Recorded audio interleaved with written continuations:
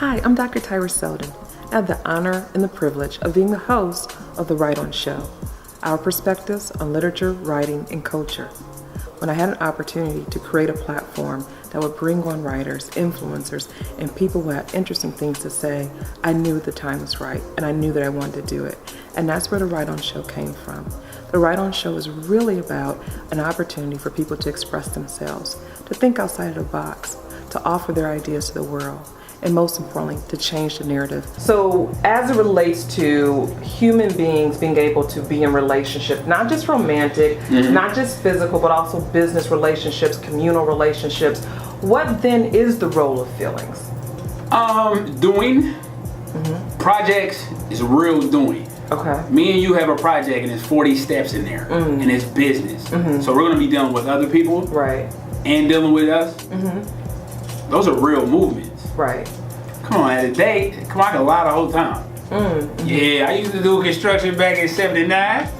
Yeah, I used to. You can lie the whole time. Right. You can be on your best behavior the whole time. Right. But if me and you were doing a project and somebody goes off on me in a meeting, if this meekness is not in me, you're gonna see the rage, and you're like, oh, I didn't know that. Oh, I might see that one morning. Right? So business, you can't fake it. And if you can, you can't fake it that long. Because ultimately, literature and writing has been a mechanism that people have used for centuries in order to express themselves. So if I can do my part to be a part of that, to offer my expertise, to offer my insight, and to bring on guests who are interesting, who tell riveting stories. Specific questions about that. I want to talk about some of the themes in Jack and Diane. So obviously it is a story that deals with interracial love, where the lead character, female character, is African American, and the lead male character is Caucasian American. And we're in a space and time right now where some of us are struggling with that. We're struggling with coexisting. When you sat down and you started to create these characters and to tell this story, was that intentional on your part? Part of it is a lot of my stories come from what if. And there was a point in time, and I think I wrote about this on my blog, where I had every car I bought would break down and I would be on the side of the road. And it was, the what if was, who would I not want to help me? And I thought, what would it be like to bring together authors, writers, influencers, and thought leaders to give them a chance to share their voices, and not just share them with their traditional audiences, but share them with people from various races, geographic backgrounds, educational levels. This or who's watching this, and they're looking at you, Jay, as an example. I won't even use the word role model because that has its own connotations, but if someone's looking at your story and they're thinking in terms of how you were able to change your life trajectory, what were some solutions that you used or that you drew from that position you to be in the position that you're in today? I think I drew from my life experiences. A lot of times we get, I say everybody has their own corner. Me, I left the physical corner because I was a drug dealer from 15 to 25 years old. That's all I did. That's all I thought about every day, was different ways to sell drugs and make money in the streets.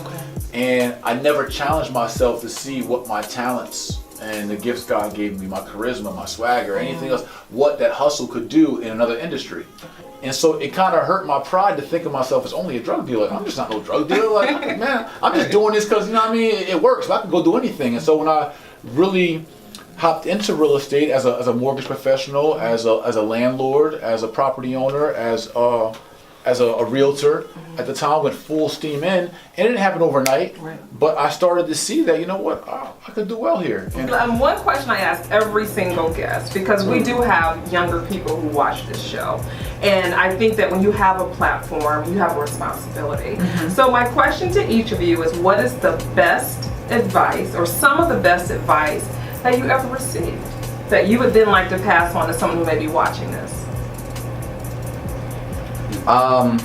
For me, it's actually from someone that I've never met. Okay. Like I said, I'm a really strong promoter of reading. And thank you, by the way. Yeah. You know, I'm just a little biased when it comes to that. the Write On Show. Right. No, but Earl Nightingale, Napoleon Hill. These are very strong mentors for me. Okay. And I incubated for years, where I didn't listen to music for 2 years. Okay. Wow. I just didn't want to be influenced, and I wanted to kind of gain influence from a different source. Okay. And there's a statement that you become what you think about. Yes. And I've kind of taken that to go further and add that millennial spin, that immediacy spin of it, that you are and you become and you will become what you think about.